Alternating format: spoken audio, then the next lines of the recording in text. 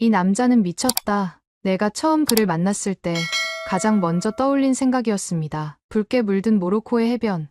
나는 어머니와 함께 산책을 하고 있었어요. 따뜻한 모래가 발끝을 간지렸고 저 멀리 부드러운 파도가 일렁였습니다. 평소처럼 여유롭게 바다를 바라보고 있던 그때 갑자기 한 낯선 남자가 다가왔어요. 까맣게 그을린 피부, 거친 바다바람을 맞으며 살아온 듯한 깊은 주름, 그리고 묘하게 따뜻한 눈빛을 가진 남자였습니다. 그는 주저없이 나를 향해 말했어요. 나랑 결혼해 줄래요? 너무 당당한 태도에 순간 귀를 의심했습니다. 나는 황당함에 어이가 없어 그를 쳐다봤어요. 뭐라고요? 그는 다시 한번 똑같은 말을 반복했어요. 나랑 결혼해 주세요. 잠깐 여러분 그거 아세요? 여러분의 구독, 좋아요, 알림 설정은 저에게 가장 큰 힘이 됩니다. 클릭 한 번으로 제게 큰 힘을 주시길 바라요. 내 옆에 서 있던 어머니도 깜짝 놀라며 나를 바라보았습니다. 해변에서 처음 본 동양 남자가 다짜고짜 결혼을 하자고 한다. 이게 도대체 무슨 말도 안 되는 상황이람? 미쳤어요? 돌았어요? 나는 짜증이 섞인 목소리로 물었어요. 하지만 그는 여전히 진지한 얼굴이었습니다. 그리고 믿을 수 없는 말을 덧붙였어요. 5분만 시간을 주세요. 5분 후에도 싫다면 깔끔하게 물러날게요. 나는 헛웃음을 지으며 팔짱을 꼈습니다. 이 남자, 대체 뭐지? 나는 위카르부스라. 모로코에서 태어나고 자란 평범하면서도 특별한 여자예요. 우리 가족은 모로코에서 손꼽히는 명문가였습니다. 큰아버지는 왕실의 측근으로 엄청난 부와 권력을 가졌어요. 덕분에 우리 집은 언제나 화려했고 나는 부족한 것 없이 자랐습니다. 그러나 사람들은 알지 못했어요. 그 화려한 삶 속에서 내가 얼마나 갇혀 있었는지를. 우리 문화에서는 여성이 결혼을 결정하는 경우가 드물었어요. 대부분 가족이 정해준 상대와 결혼했고 어떤 경우에는 일부다 처제의 한 명이 되기도 했습니다. 내가 어릴 때부터 들어온 말은 늘 같았어요. 너는 좋은 집안의 남자와 결혼할 거야. 하지만 나는 사랑 없는 결혼을 하고 싶지 않았어요. 내가 원하는 건 자유, 그리고 내 인생을 스스로 선택하는 것이었습니다. 그런데 그런 나에게 뜬금없이 나타난 한국 남자가 결혼해달라고 하고 있었어요. 그것도 처음 본 자리에서 어이가 없었습니다. 하지만 한편으로는 그 배짱이 신기하기도 했어요. 그래서 나는 대답했어요. 결혼은 무슨 결혼이에요. 그냥 친구부터 하죠. 그는 내 대답을 듣고 조용히 미소 지었어요. 그리고 고개를 끄덕였습니다. 좋아요. 이상한 사람이었어요. 하지만 이상하게 나도 그를 그냥 지나칠 수 없었습니다. 그 후로 우리는 연락을 주고받았어요. 나는 한국어를 할 줄 몰랐고 그는 아랍어를 전혀 몰랐어요. 하지만 우리는 영어를 섞어가며 대화를 나누었고 때로는 손짓과 표정으로 서로의 마음을 읽었습니다. 오늘은 뭐 했어요? 배를 수리했어요. 바다는 늘 준비되어 있어야 하거든요. 그는 바다를 떠도는 삶을 살고 있었어요. 20대 때부터 선원이 되어 전 세계를 돌아다녔다고 했어요. 여러 나라를 오가며 수많은 사람들을 만나며 살았지만 정착하지 못했습니다. 한국은 어때요? 좋아요. 깨끗하고 사람들이 친절해요. 그는 늘 한국 이야기를 했어요. 한국의 문화, 사람들의 친절함, 그리고 고향에 대한 그리움. 나는 점점 그 나라가 궁금해졌습니다. 그러던 어느 날 나는 문득 그에게 물었어요. 왜 하필 나였어요? 그는 한참을 조용히 있다가 나를 똑바로 바라보며 말했습니다. 당신을 보는 순간 내 가슴이 뛰었어요. 나는 순간 말을 잃었어요. 농담처럼 들렸지만 그의 표정은 너무나도 진지했습니다. 난 40대가 넘도록 혼자였어요. 바다를 떠돌며 살아왔죠. 그런데 당신을 보는 순간 이상하게 마음이 뛰더라고요. 그 말이 이상하게 마음 깊이 박혔어요. 나는 내게 다가왔던 많은 남자들을 떠올렸습니다. 그들은 늘 나의 배경을 보고 다가왔어요. 모로코 왕가의 친척, 부유한 집안의 딸, 좋은 조건의 여자. 하지만 그는 처음부터 내 배경 따위는 신경도 쓰지 않았어요. 그는 오직 나를 보고 있었어요. 그리고 그 순간 나도 깨달았어요. 이 남자는 나를 사랑할 수 있는 사람이다. 하지만 나는 망설였습니다. 나는 이곳 모로코에서 태어나고 자랐어요. 내 가족과 친구들이 모두 있는 곳이었어요. 그런데 갑자기 한국으로 간다는 건 너무나도 큰 결정이었어요. 그러던 어느 날 우리 가족이 나에게 말했습니다. 다음 달에 내 결혼을 결정할 거야. 나는 순간 심장이 철렁 내려앉았어요. 내가 원하지 않는 결혼, 내가 원하지 않는 삶. 그 순간 나는 결심했어요. 한국에 가야겠다. 나는 그에게 전화를 걸었어요. 한국에 가면 뭐가 제일 좋아요? 그는 웃으며 말했어요. 내 곁에 있어 주는 것. 그 말에 나는 웃었습니다. 그렇게 나의 운명은 바뀌고 있었어요. 하지만 몰랐어요. 한국에서 날 기다리고 있는 것이 단순한 사랑 이야기만은 아닐 거라는 걸. 비행기가 인천공항 활주로에 착륙하자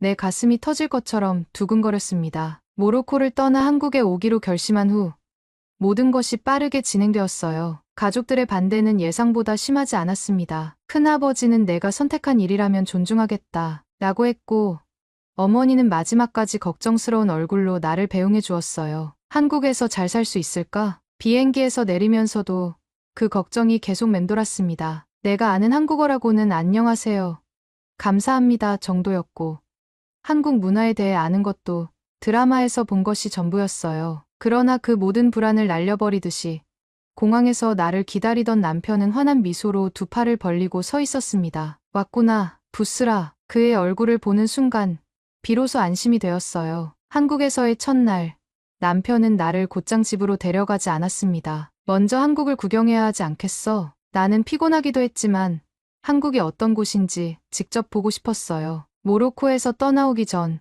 인터넷으로 한국에 대해 찾아보긴 했지만 실제로 보는 건 다를 것 같았습니다. 그럼 어디부터 가? 남편은 빙긋 웃으며 말했어요. 가장 한국적인 곳부터 가야지. 우리가 가장 먼저 간 곳은 경복궁이었습니다. 지하철을 타고 가는 동안 나는 창밖을 바라보며 서울의 모습을 하나하나 눈에 담았어요. 높은 빌딩 사이사이에 자리 잡은 작은 가게들, 바쁘게 걸어가는 사람들, 거리 곳곳에 보이는 한글 간판들, 모든 것이 새롭고 신기했습니다. 사람들이 정말 빨리 걸어. 나는 깜짝 놀라 말했고, 남편은 크게 웃었어요. 서울 사람들은 늘 바쁘거든. 경복궁에 도착하자 웅장한 궁궐이 눈앞에 펼쳐졌습니다. 붉은 기둥과 푸른 기와가 인상적인 전통 건축물, 그리고 한복을 입고 사진을 찍는 관광객들까지. 나는 입을 다물 수 없었어요. 정말 아름다워. 남편은 내 반응을 흐뭇하게 바라보며 말했습니다. 조선시대 왕들이 살던 궁궐이야. 여기서 왕이 정치를 했고 중요한 행사들도 열렸지. 나는 궁궐을 천천히 걸으며 상상해 보았습니다. 수백 년 전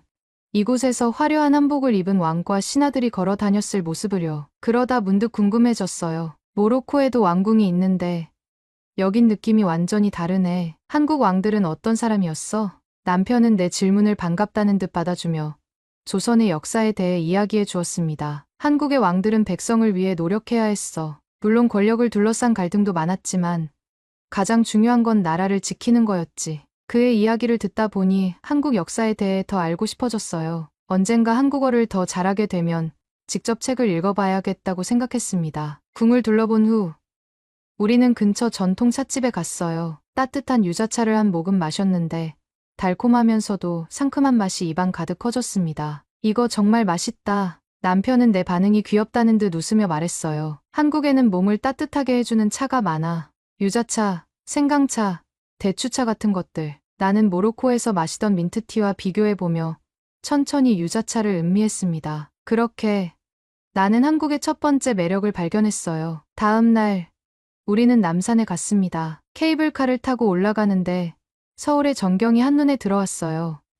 우와, 수많은 건물이 빼곡히 자리 잡은 도시의 모습은 내 고향과는 완전히 다른 느낌이었습니다. 모로코의 풍경은 더 넓고 여유로웠다면 서울은 바쁘고 역동적이었어요. 남산 꼭대기에 도착하자 나는 난간을 따라 걸으며 전망을 구경했습니다. 그런데 갑자기 눈앞에 수많은 자물쇠들이 보였어요. 이건 뭐야? 나는 벽에 빽빽이 걸려있는 수천 개의 자물쇠를 가리키며 물었습니다. 남편이 웃으며 대답했어요. 이건 사랑의 자물쇠야. 연인들이 여기서 사랑을 약속하고 자물쇠를 걸어두는 거지. 나는 흥미로워하며 자물쇠에 적힌 문구들을 읽어보았습니다. 영원히 사랑해. 10년 뒤에도 함께하자. 우리는 운명. 그 순간 남편이 가방에서 작은 자물쇠 하나를 꺼냈어요. 이거 미리 준비했어. 나는 깜짝 놀라며 그를 바라보았습니다. 우리도 걸어볼까 해서. 내 가슴이 두근거렸어요. 우리는 자물쇠에 서로의 이름을 적고 난간 한쪽에 조심스럽게 걸었습니다. 그리고 열쇠를 멀리 던졌어요.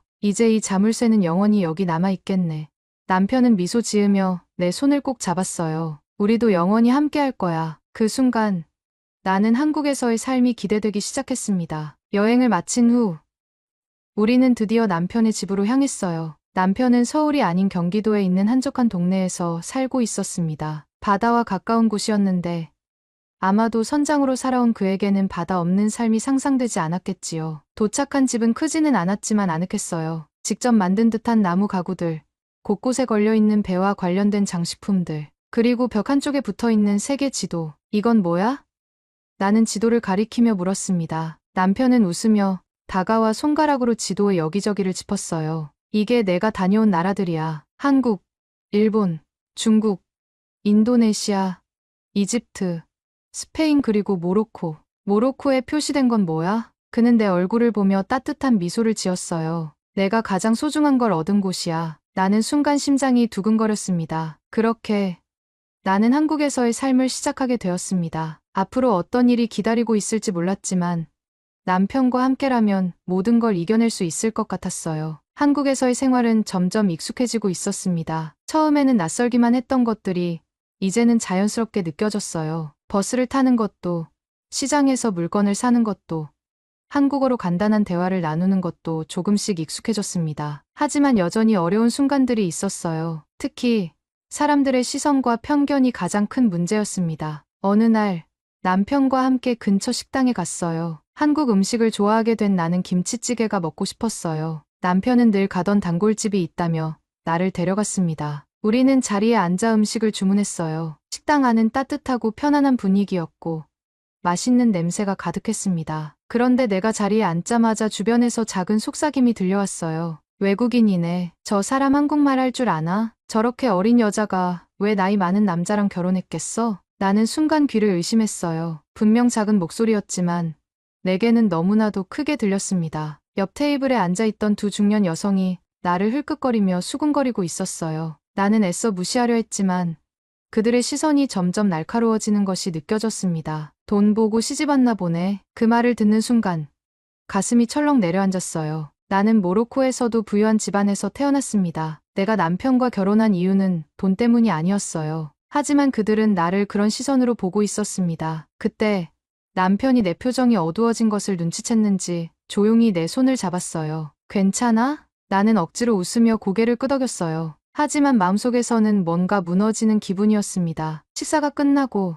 우리는 조용히 식당을 나왔어요. 나는 그제야 남편에게 솔직하게 말했습니다. 나 조금 속상해. 남편은 나를 바라보며 한숨을 쉬었어요. 나도 들었어. 내가 얼마나 상처받았을지 알겠어. 나는 한동안 말을 잇지 못했습니다. 나는 정말 당신을 사랑해서 결혼했는데 사람들이 그렇게 생각하지 않는다는 게 너무 속상해. 남편은 내 어깨를 감싸 안으며 말했어요. 사람들은 쉽게 판단해. 하지만 그걸 다 신경 쓰면 우리가 힘들어질 거야. 나는 조용히 그의 품에 안겼어요. 그날 밤 나는 잠을 이루지 못했습니다. 나는 왜 이렇게까지 힘들게 한국에 왔을까? 그 질문이 머릿속에서 계속 맴돌았어요. 하지만 나는 곧 깨달았습니다. 나는 사랑을 선택했고 내 삶을 내가 결정한 거야. 그러니 이겨내야 해. 그렇게 나는 다시 마음을 다잡았어요. 며칠 후 남편이 갑자기 나를 어디론가 데려갔어요. 오늘은 특별한 곳에 갈 거야. 나는 어디로 가는지 궁금했지만 남편은 끝까지 말을 해주지 않았습니다. 우리가 도착한 곳은 한 작은 카페였어요. 그런데 안으로 들어서자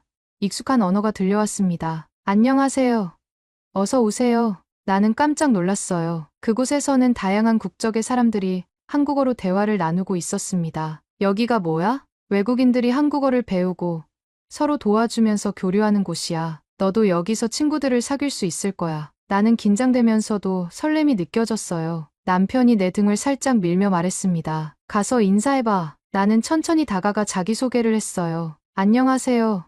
저는 부스라예요. 모로코에서 왔어요. 그러자 몇몇 사람들이 반갑게 웃으며 말했습니다. 와, 모로코에서 왔어요?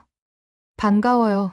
저는 프랑스에서 왔어요. 한국 생활 힘들죠? 나는 깜짝 놀랐어요. 여기 있는 사람들은 나와 같은 고민을 하고 있었습니다. 그날 나는 처음으로 한국에서 친구를 사귀었어요. 각자 다른 나라에서 왔지만 같은 경험을 공유하는 사람들과 함께하는 시간은 너무나도 소중했습니다. 카페를 나오면서 나는 남편을 바라보았어요. 고마워. 덕분에 정말 좋은 사람들을 만났어. 그는 나를 보며 웃었습니다. 너는 혼자가 아니야. 한국에서도 내 편이 많아. 나는 그 말을 듣고 다시 한번 다짐했어요. 그래.